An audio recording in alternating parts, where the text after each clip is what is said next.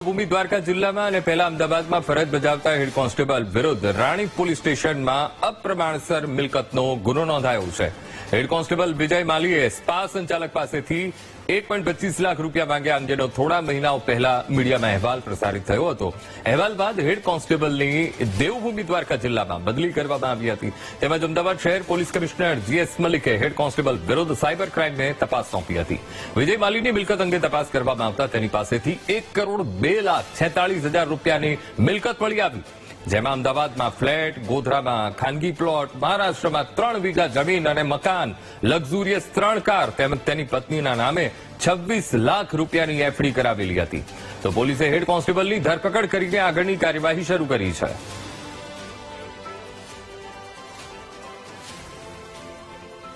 જે આક્ષેપિત છે તેના ઘરે અને તેની જ્યાં નોકરી ચાલે છે ખંભાળિયા ખાતે બંને જગ્યાએ એસીપી દ્વારા એના ઘરની તપાસ કરવામાં આવી છે અને હાલ કાર્યવાહી ચાલુ છે।